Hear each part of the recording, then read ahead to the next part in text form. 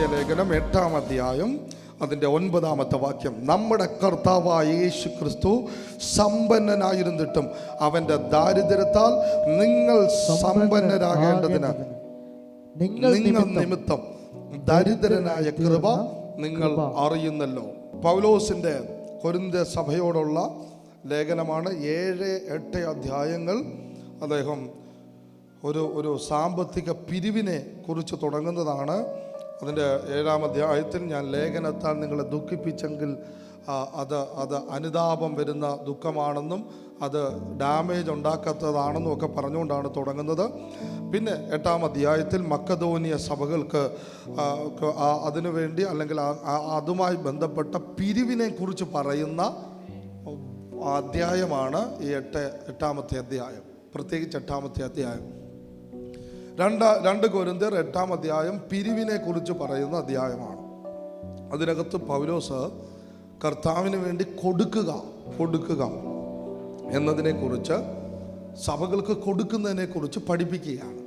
പഠിപ്പിച്ചുകൊണ്ടിരിക്കുമ്പോൾ എനിക്ക് തോന്നുന്നു കൊടുക്കുന്നതിന് ഉത്സാഹം ഉണ്ടാകാൻ പൗലോസ് പറയുകയാണ്, നിങ്ങൾക്കറിയത്തില്ലയോ യേശു കാൽവറി ക്രൂശിൽ ദരിദ്രനായത് കാൽവറി ക്രൂശിലാണ്. യേശു ദരിദ്രനായത് ഒരു പ്രധാന ഉദ്ദേശത്തോടു കൂടിയാണ്. അവൻ ദരിദ്രനായത് അവന് ജീവിക്കാൻ നിവൃത്തിയില്ലാത്തത് കൊണ്ട് ദരിദ്രനായതല്ല. അവൻ ദരിദ്രനായത് നിങ്ങൾ സമ്പന്നരാകാൻ അവൻ ക്രൂശിൽ ദരിദ്രനായി. ഇതിനകത്ത് കടഭാരത്തിൽ ഇരിക്കുന്നവർ ശ്രദ്ധിക്കുക, ആത്മഹത്യയുടെ വക്കിലിരിക്കുന്നവർ ശ്രദ്ധിക്കുക, അടുത്തൊരു സ്റ്റെപ്പ് എന്ത് ചെയ്യണമെന്നറിയാതെ ബിസിനസ് തകർന്നവർ ശ്രദ്ധിക്കുക, ആധാരങ്ങൾ ബാങ്കിലായി പോയവർ ശ്രദ്ധിക്കുക, സ്വർണ്ണ പണയങ്ങളിൽ ഇനി എടുക്കാൻ പറ്റാത്ത രീതിയിൽ കുരുങ്ങിയവർ ശ്രദ്ധിക്കുക. നിങ്ങൾ സമ്പന്നരാകാൻ യേശു ക്രൂശിൽ ദരിദ്രനായി. ചിലർ ഈ വാക്യത്തെ അങ്ങ് ആത്മീയമാണെന്നാണ് പറയുന്നത്. സത്യത്തിൽ അത് അങ്ങനല്ല. നമ്മുടെ ആളുകളുടെ കുഴപ്പം ആത്മീയത്തെ ഭൗതികമാക്കും, ഭൗതികത്തെ ആത്മീയമാക്കും. ഇത് ആത്മീയം അല്ല പറയുന്നത്. യേശു ക്രൂശിൽ ആയത് ആത്മീയ വിഷയത്തിലെ ദാരിദ്ര്യമല്ലായിരുന്നു, യേശു ഭൗതിക വിഷയത്തിലെ ദാരിദ്ര്യമായിരുന്നു. ആവർത്തന പുസ്തകത്തിൽ ദാരിദ്ര്യത്തെക്കുറിച്ച് 3 കാര്യങ്ങൾ പറയുന്നു. ഒരാൾ ദരിദ്രനാകുകയാണെങ്കിൽ 3 കാര്യങ്ങളുണ്ടാകും. 1, ദാഹം, കുടിക്കാൻ വെള്ളമില്ലാതിരിക്കും. ആവർത്തന 48-ാമത്തെ വാക്യം. യഹോവ നിന്റെ നേരെ അയക്കുന്ന ശത്രുക്കളെ നീ വിശപ്പോടും ദാഹത്തോടും നഗ്നതയോടും കൂടെ എല്ലാ ഞെരുക്കത്തോടും സേവിക്കും. കേട്ടോണം, ദാരിദ്ര്യത്തിന്റെ 3 ലക്ഷണങ്ങളാണ് ആവർത്തന പുസ്തകം 28-48 പറയുന്നത്. 1, വിശപ്പ്, ദാഹം, നഗ്നത. ഇത് 3 കൂടെ ഒരുമിച്ച് ഒരാളിൽ വന്നാൽ ആ ആള് ദരിദ്രനായി പോകും. ഉടുക്കാൻ വസ്ത്രമില്ലാതിരിക്കുക, കുടിക്കാൻ വെള്ളമില്ലാതിരിക്കുക, ഭക്ഷിക്കാൻ ആഹാരമില്ലാതിരിക്കുക. ഇത് 3 വന്നാൽ എന്തായിരിക്കും? ദരിദ്രനായി പോകും. ഇത് 3 ഒന്നിച്ചൊരു രാജ്യത്തിന് മേൽ വന്നാൽ ആ രാജ്യത്തെ ലോകരാഷ്ട്ര സംഘടനകൾ വിളിക്കും ദരിദ്ര രാജ്യം എന്ന് വെച്ചാൽ കുടിക്കാൻ വെള്ളമില്ല, ഉടുക്കാൻ ഡ്രസ്സില്ല, കഴിക്കാൻ ആഹാരമില്ല. ആഫ്രിക്കയിലെ പല രാജ്യങ്ങളെയും ഐക്യരാഷ്ട്ര സംഘടന പോലുള്ള ലോകോത്തര സംഘടനകൾ വിളിക്കുന്നത് ദരിദ്ര രാജ്യമെന്നാണ്. എങ്ങനെയാണ് അവർ ദരിദ്ര രാജ്യമായത്? ആഹാരമില്ല, കുടിക്കാനില്ല, ഉടുക്കാനില്ല, ദരിദ്ര രാജ്യം. ഇതൊരു കുടുംബത്തിന് മേൽ വന്നാൽ ദരിദ്ര കുടുംബമാകും. ഇതൊരു വ്യക്തിയുടെ മേൽ വന്നാൽ വ്യക്തി ദരിദ്രമാകും. രാജ്യത്തിന് മേൽ വന്നാൽ രാജ്യം ദരിദ്രമാകും. ദാരിദ്ര്യത്തിൻ്റെ 3 പ്രധാന ലക്ഷണങ്ങൾ. ബൈബിൾ പറയുന്നത് ഉടുക്കാൻ വസ്ത്രമില്ല, കുടിക്കാൻ വെള്ളമില്ല, കഴിക്കാൻ ആഹാരമില്ല. ദാരിദ്ര്യത്തിൻ്റെ 3 പ്രധാന ലക്ഷണങ്ങൾ. യേശു കാൽവറി ക്രൂശിൽ ഇവ 3ലൂടെയും കടന്നുപോയി. ഉടുക്കാൻ വസ്ത്രമില്ല. രാവിലെ വെളുപ്പാങ്കാലത്ത് അറസ്റ്റ് ഉണ്ടായതാണ്. അവർ ഇടയ്ക്ക് ആഹാരം കൊടുത്തിട്ടല്ല യേശുവിനെ അടിച്ചു മുറിച്ചത്. അവർ വിശപ്പോടുകൂടി അടിക്കുകയാണ്. കുടിക്കാൻ ദാഹത്തിന് ജലം ചോദിക്കുന്നു. വീഞ്ഞ് കൊടുത്തത് കൊണ്ട്, വീഞ്ഞ് കലർന്നത് കൊടുത്തത് കൊണ്ട് യേശു അതിനകത്തുനിന്ന് പിന്മാറുന്നു. കുടിക്കാൻ വെള്ളമില്ല, കഴിക്കാൻ ആഹാരമില്ല. അവൻ്റെ വസ്ത്രമെല്ലാം ഊരിയെടുത്ത് നഗ്നനാക്കിയിട്ടിരിക്കുന്നു, പകുതി വസ്ത്രത്തിലിട്ടിരിക്കുന്നു. നഗ്നത, ആഹാരമില്ലായ്മ, കുടിക്കാൻ വെള്ളമില്ലായ്മ, 3 ദാരിദ്ര്യം ഒരുമിച്ച് ഒരുവൻ്റെ മേൽ കാൽവറി ക്രൂശിൽ യേശു വഹിച്ചു. ഒറ്റ കാര്യത്തിന് വേണ്ടി നീ സമ്പന്നനാകാം.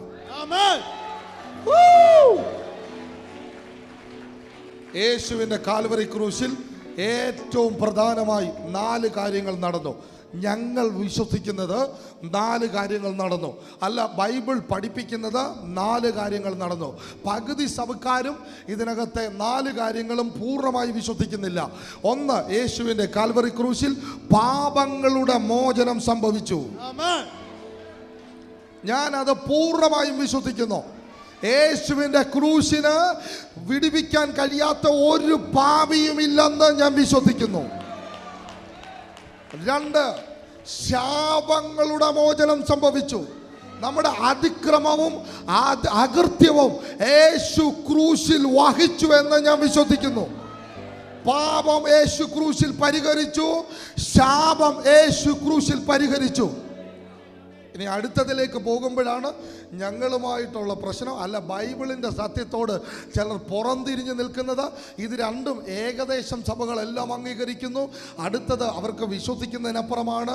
അതുകൊണ്ടാണ് ഞങ്ങൾ അത് തന്നെ പറഞ്ഞുകൊണ്ടിരിക്കുന്നത്. യേശു ക്രൂശിൽ പാപം, ശാപം. അടുത്തത് രോഗം യേശു ക്രൂശിൽ ശീലിച്ചു. യേശു രോഗം ശീലിച്ചത് എന്തിനാണ്? അവൻ്റെ അടിപ്പിണരാൽ നിങ്ങൾക്ക് സൗഖ്യം ഉണ്ടാകാൻ.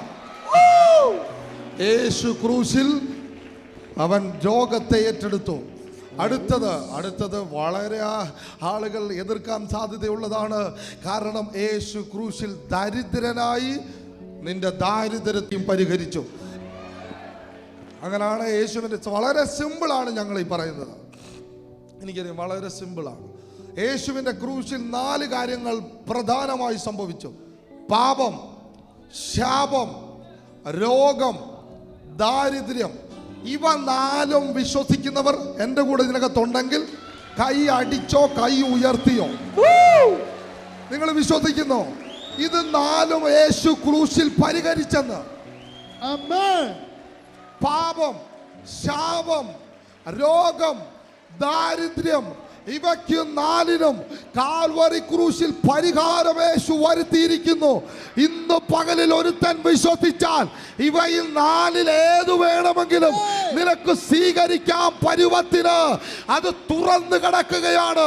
നിനക്ക് എടുക്കാൻ പറ്റുന്ന പരുവത്തിന് സൗജന്യമായി തരികയാണ്. ഇവ 4ഉം സൗജന്യമായി തരികയാണ്. ഇവ 4ഉം നിനക്ക് സൗജന്യമായി തരും. നിനക്ക് ദാരിദ്ര്യത്തെ, നിന്റെ ദാരിദ്ര്യത്തെ അവൻ സ്വീകരിക്കും. അവന്റെ സമ്പന്നത നിന്നെ ഉടുപ്പിക്കും. നിന്റെ രോഗത്തെ അവൻ ഏറ്റെടുക്കും. അവന്റെ സൗഖ്യത്തെ നിന്റെ മേൽ സംഭവിക്കും. നിന്റെ ശാപത്തെ അവൻ ഏറ്റെടുക്കും. അവന്റെ അനുഗ്രഹത്തെ നിന്റെ മേൽ ഇറക്കി തരും. നിന്റെ പാപത്തെ അവൻ വലിച്ചെടുക്കും. അവന്റെ വിശുദ്ധിയെ നിന്നെ തൊടും.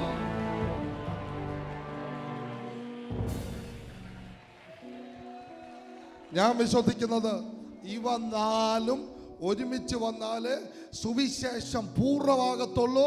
സുവിശേഷം പൂർണ്ണമാകുന്നത് ഇവ 4ഉം ആക്റ്റീവ് ആകുന്ന ഇടങ്ങളിലാണ്. ഞാൻ പൂർണ്ണമായി വിശ്വസിക്കുന്നു. ഈ അന്ത്യകാല തലമുറയിൽ ഇവ 4ഉം ഒരുമിച്ച് ഓപ്പറേറ്റ് ചെയ്യുന്ന അഭിഷക്തന്മാരെ ദൈവം എഴുന്നേൽപ്പിക്കുന്നു. അവൻ്റെ വിശുദ്ധിയിൽ കുറവില്ലാത്ത, അനുഗ്രഹത്തിൽ കുറവില്ലാത്ത, രോഗസൗഖ്യങ്ങളിൽ കുറവില്ലാത്ത, വിടുതലുകളിൽ കുറവില്ലാത്ത, സമൃദ്ധിയിൽ കുറവില്ലാത്ത വലിയ കൂട്ടങ്ങൾ ഭാരതത്തിന് മേൽ എഴുന്നേറ്റ് വരുന്നു. കേരളത്തിന് മേൽ എഴുന്നേറ്റ് വരുന്നു. ഞാൻ പറയുന്നത് കോംപ്രമൈസിന്റെ സുവിശേഷമല്ല. ഞാൻ പ്രസംഗിക്കുന്നത് 100 ഫുൾ ഗോസ്പൽ ആണ്. ഇതാണ് ഫുൾ ഗോസ്പൽ. ഇതാണ് പൂർണ്ണ സുവിശേഷം. യേശു ക്രൂശിൽ നിങ്ങളുടെ ദാരിദ്ര്യത്തെ ഏറ്റെടുത്തു. നിങ്ങളുടെ ദാരിദ്ര്യത്തെ അവൻ പൂർണ്ണമായി ഏറ്റെടുത്തു. ഇതിന് ഞങ്ങളെ പ്രോസ്പിരിറ്റിക്കാർ എന്ന് വിളിച്ചാൽ ഞങ്ങൾക്ക് ഒരു ദേഷ്യം എന്താ പറഞ്ഞാൽ ഇച്ചിരി പോലും ഞങ്ങൾക്ക് കളിയാക്കുന്നതായി തോന്നത്തില്ല. കാരണം എന്താണെന്ന് ചോദിച്ചാൽ യേശു പ്രോസ്പിരിറ്റി, അവൻ പോവർട്ടി വഹിച്ചുകൊണ്ട് പ്രോസ്പിരിറ്റി തന്നതാണ്. ദാരിദ്ര്യത്തെ ഏറ്റെടുത്ത് സമൃദ്ധിയെ വെച്ചതാണ്. അത് ഞങ്ങൾ വിശ്വസിക്കുന്നു. വിശ്വസിക്കുന്നവരുടെ മേൽ കർത്താവ് അതിനെ സൗജന്യമായി പകരും. അല്ലയോ സഹോദരങ്ങളെ, നിങ്ങൾ കടഭാരത്തിലും ദാരിദ്ര്യത്തിലും ജീവിക്കുക എന്നുള്ളതല്ല ദൈവത്തിൻ്റെ പദ്ധതി. നിങ്ങളൊന്ന് ഓർത്ത് നോക്കിയേ. നിങ്ങൾ യേശുവിനെ വിശ്വസിച്ചു പഴയതിനേക്കാൾ കഷ്ടത്തിലാണ് പോകുന്നത്. നിങ്ങളുടെ നാട്ടുകാരും വീട്ടുകാരും ചോദിക്കും, ഇതെങ്കിൽ പിന്നെ പഴയ ദേവനും ദേവയൊക്കെ മതിയായിരുന്നല്ലോ. കാരണം നിങ്ങൾ യേശുവിനെ വിശ്വസിച്ചിട്ടും വലിയ പ്രയോജനമില്ലല്ലോ, വലിയ യേശുവിനെ വിശ്വസിച്ച ദേശക്കാരറിയും, ദൈവത്തെ വിളിക്കുന്നതും വിളിക്കാത്തവരും തമ്മിലുള്ള വ്യത്യാസം അറിയും. അത് എല്ലാ ഏരിയയിലും അറിയും. ആദ്യത്തേതിൽ പാപങ്ങളുടെ മോചനം ഉണ്ടാകും, വിശുദ്ധിയിലായിരിക്കും അറിയുന്നത്. അത് ലോകക്കാർക്ക് കാണാൻ പറ്റത്തില്ല. പക്ഷേ അപ്പുറത്തെ സൈഡിൽ കാണാവുന്ന വിധത്തിൽ നിന്റെ ഭൗതികത്തെ മാറ്റിമറിക്കും. ഇങ്ങനെ വിശ്വസിക്കുന്നവരതിനകത്തുണ്ടോ? സങ്കീർത്തനക്കാരൻ പറയുന്നത് ഒരിക്കലും കാണാൻ കഴിയാത്തൊരു കാഴ്ച, നീതിമാന്റെ സന്തതി അപ്പമിരക്കുന്നത് ഈ കണ്ണുകൊണ്ട് കാണാൻ പറ്റിയിട്ടില്ല. ബാലസിംഹങ്ങൾ ആഹാരമില്ലാതെ പട്ടിണി കിടക്കുന്ന കണ്ടിട്ടുണ്ട്. പക്ഷേ യഹോവയെ സേവിക്കുന്നവർക്ക് ഒരു നന്മയ്ക്കും കുറവ് വരുത്താത്തത്, ഒരു നന്മയ്ക്കും കുറവ് വരുത്തത്തില്ല. അവന് വേണ്ടി ആകാശത്തിന്റെ കിളിവാതിലുകളെ ദൈവം തുറക്കും. ഈ ഫിനാൻഷ്യൽ എക്സ്പ്ലോഷൻ സംഭവിക്കുന്നു. കർത്താവിനോട് പറയുന്നു, ഇതിനകത്തിരിക്കുന്ന ചിലരുടെ കയ്യിൽ സാമ്പത്തിക ഉറവകളെ ദൈവം തുറക്കും. ഇത് വിശ്വസിക്കുന്നവർ ഇതിനകത്തുണ്ടെങ്കിൽ കരം അടിച്ച് യേശുവിന്റെ മാറിൽ ചാരിയിരുന്ന യോഹന്നാൻ പറയുകയാണ്, മാറിൽ ചാരിയിരുന്നയാള് എന്ന് വെച്ചാൽ ഒത്തിരി അടുത്ത് ചെന്നയാള് യോഹന്നാനാണ്. ശിഷ്യന്മാരുടെ കൂട്ടത്തിൽ യേശുവിൻ്റെ ഒത്തിരി അടുത്ത് ക്ലോസ് ആയി ചെന്നയാള്. ഇപ്പോൾ ക്ലോസ് ആയി ചെന്നയാളിനാണ് ആ ആളെക്കുറിച്ച് കൂടുതൽ അറിയാവുന്നത്. ഇപ്പോൾ അനിൽ ബ്രദറിനെ നിങ്ങൾ കണ്ടിട്ടുണ്ട്, പാട്ട് കേട്ടിട്ടുണ്ട്. ഒത്തിരി അടുത്ത് നിൽക്കുന്നവർക്ക് അനിൽ ബ്രദറിനെ കൃത്യമായി മനസ്സിലാകത്തുള്ളൂ. യേശുവിടെ പറഞ്ഞാൽ അദ്ദേഹത്തിൻ്റെ ഭാര്യയ്ക്ക് അറിയാവുന്നത് പോലെ ഇതിനകത്ത് ദൂരെ നിൽക്കുന്ന നമുക്കാർക്കും അറിയാൻ പറ്റത്തില്ല. ഒത്തിരി അടുത്ത് നിൽക്കുന്നവർക്കാണ് ഇദ്ദേഹത്തിൻ്റെ സ്വഭാവം കൂടുതൽ അറിയാവുന്നത്.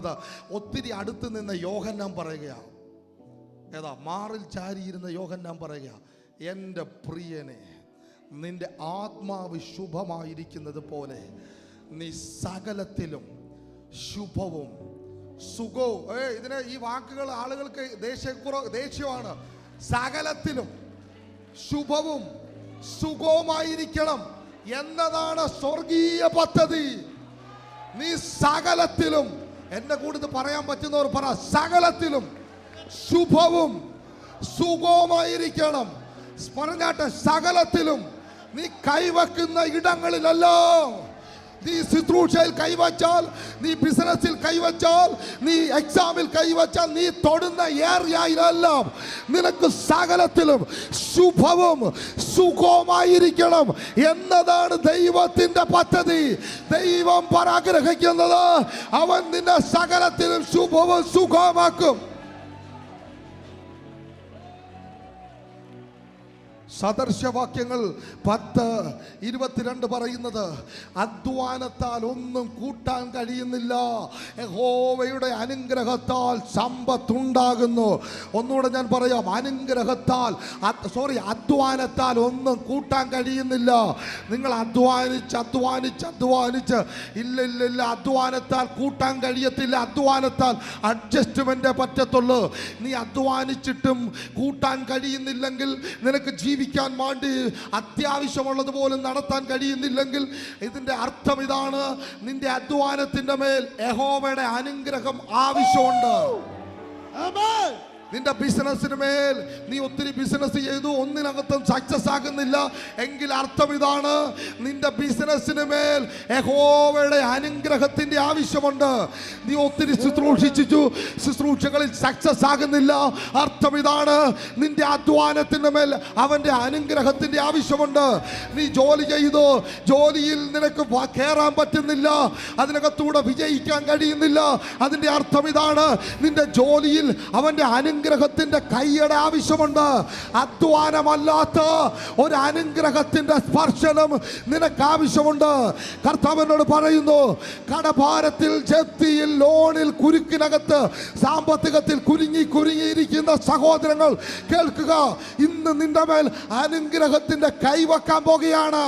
നിന്റെ അധ്വാനമല്ലാത്ത, നിന്റെ ശ്രമമല്ലാത്ത, നിന്റെ പ്രവൃത്തി അല്ലാത്ത അവന്റെ അനുഗ്രഹത്തിന്റെ കരം, നിന്റെ അധ്വാനവും നിന്റെ പ്രയത്നവും അല്ലാത്ത, നിന്റെ കൈ പ്രവർത്തിച്ചിട്ടില്ലാത്ത നിന്റെ കൈ കൊണ്ട് നീ പ്രവർത്തിച്ചിട്ട് കൂട്ടാൻ കഴിയുന്നില്ലെങ്കിൽ അവൻ്റെ അനുഗ്രഹത്തിൻ്റെ കൈയുടെ ആവശ്യമുണ്ട്. ഇതിനകത്ത് ചിലരുടെ മേൽ അത് സംഭവിക്കുന്നു. അവൻ്റെ ദാരിദ്ര്യത്താൽ നിന്റെ മേൽ സാമർഥ്യം ഉണ്ടാകുന്നു. എല്ലാവരും ചേർന്ന് പറ, സമ്പന്നനാകേണ്ടതിന്. ഭാരതത്തിന്റെ സഭ മിസ് ചെയ്ത വാക്കാണിത്. ഭാരതത്തിന്റെ സഭ അവരുടെ വേദികളിൽ മിസ് ചെയ്ത വാക്കാണ്, അവർക്ക് അലർജിയുള്ള വാക്കാണ്. ബൈബിൾ പറയുന്നു സമ്പന്നനാകേണ്ടതിന്. ബൈബിൾ കൊണ്ടുവന്നവർ അതിനകത്തോട്ട് നോക്കിയിട്ട് 2 കൊരിന്ത്യർ 8:9 8-9 വാക്യം. നമ്മുടെ കർത്താവ് സമ്പന്നനായിരുന്നിട്ടും നിങ്ങളുടെ ദാരിദ്ര്യത്താൽ നിങ്ങൾ സമ്പന്നനാകേണ്ടതിന് അവൻ ദരിദ്രനായി തീർന്നു. ഇതിനകത്ത് നിങ്ങൾ ആ വാക്ക് ഒന്നുകൂടെ പറയണം. നിങ്ങൾ സമ്പന്നനാകേണ്ടതിന് പറ്റുമെന്നുണ്ടെങ്കിൽ ആ അത്രയും ഭാഗത്തിന് ഒരു വൃത്തം വരയ്ക്കണം.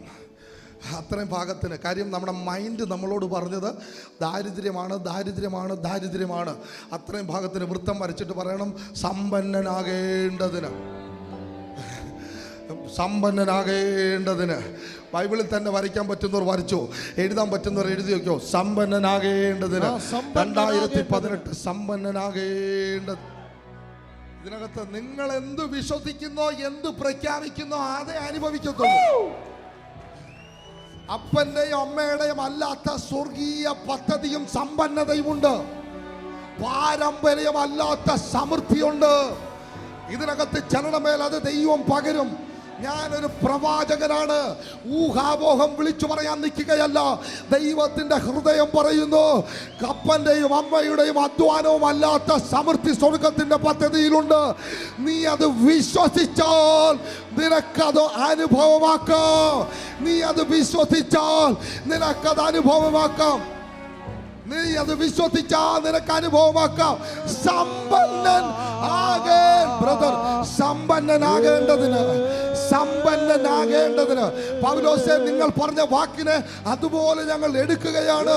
2018 സമ്പന്നനാകേണ്ടതിന് അവൻ ദരിദ്രനായി